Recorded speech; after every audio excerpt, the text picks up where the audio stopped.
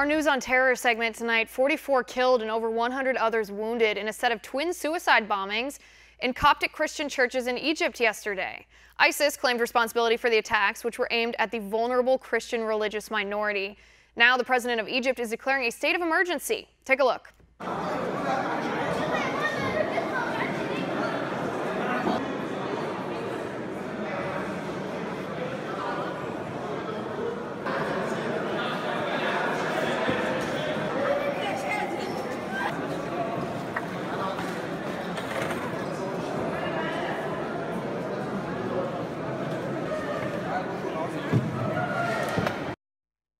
Joining me now, CEO of WPA Research and former Director of Research for Ted Cruz's presidential campaign, Chris Wilson. Chris, thanks for being here. You bet. Thanks for having me on. All right, Chris, before we even get into the motivation here, let me just ask you, why Egypt? You know, it's a great question, and I think what it gets down to is where do we still see a predominance of radical Islamic terrorism? And that's the challenge that I think is faced today, is after 8 years of the Obama administration going out of their way to really placate radical Islam, that we're now seeing a situation that even after what took place in Syria and even after a tougher foreign policy stance, we're still going to see more of this. And it's a frightening reminder of what the last 8 years have wrought on us. Right, and I think you're absolutely correct. I mean, it is worth noting, I think, that the Coptic Christians, or the Christians in general, make up just a tiny fraction of the population in Egypt. About 9 million people, 10% of the population are Christian, and yet ISIS has claimed responsibility for this attack, of course. They targeted Christians specifically, yet no one's calling this a hate crime. It's exactly what it is.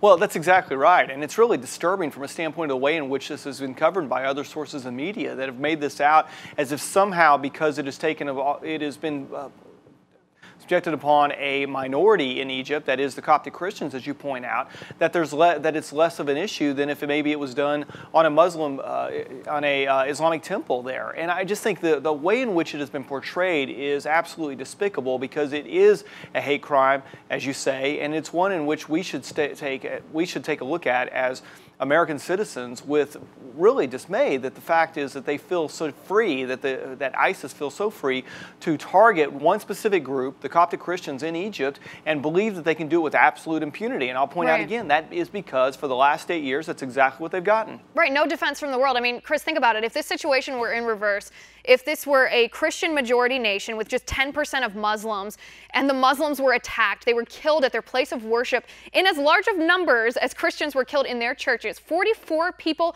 killed, a twin suicide bombing. If this happened, it would be worldwide news for one thing. It would be called a hate crime. The ideology behind the attackers would be the top headlines. White supremacists, they'd be called. Islamophobic, they'd been called.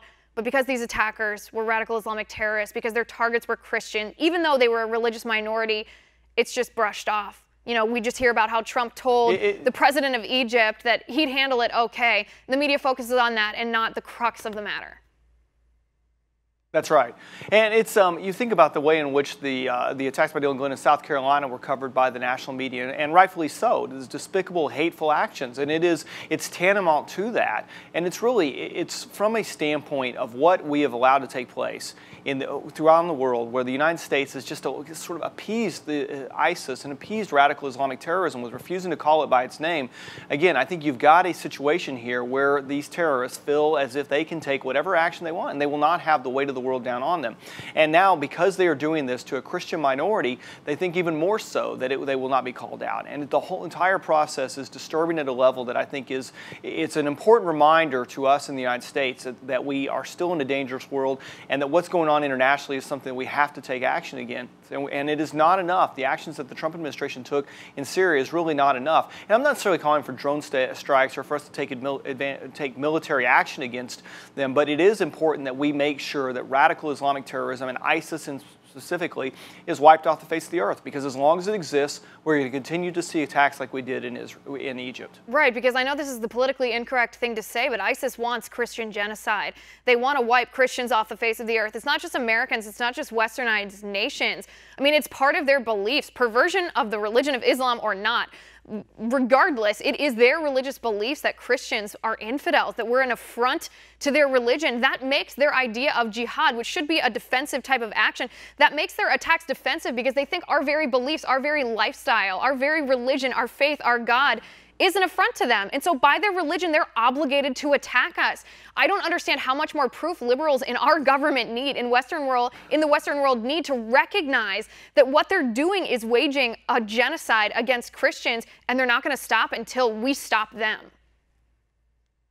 Well, I don't know how I can add anything to that. That's precisely, wish I had said it myself, because I don't think I could say it better than that. And that is, the fact is that the ISIS specifically, but radical Islam is destined, and their goal is to wipe Christians off the face of the planet. This is not something that is up for debate. And as I hear Islam referred to as a religion of peace, and then you look at the contrary nature of the fact that these attacks that are taking place in the Middle East and taking place against Christians specifically there are absolutely indefensible. And as you saw, an American policy of appeasement, and I think it's important we come back to that, because to a certain extent, under the Bush administration, there was at least the attitude that if we take action, if we commit these sorts of atrocities against anyone in the world, that there is going to be a reaction, and a swift reaction against ISIS, that has gone away.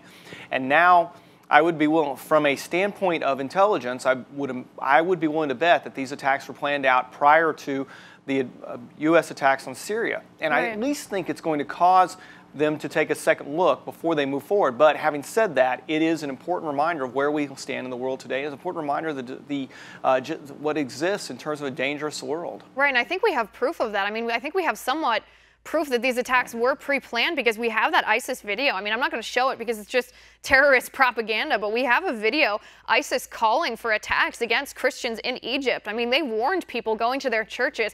There was increased security, just not good enough, I guess. They knew Egypt's been a target. They've had a target on their back from these jihadists for a long time. And one final note before we go, I mean, the religion of peace thing, I mean, look up the original translation, people, of what peace means in their religion. Peace does not mean peace as we Americans or we as Christians understand it. Peace means absolute submission to Allah. And so given that, you know, back to what I said about the defensive jihad, they feel obligated under their religion to stop infidels. And that, I mean, we're who they consider infidels, so that's why they attack us.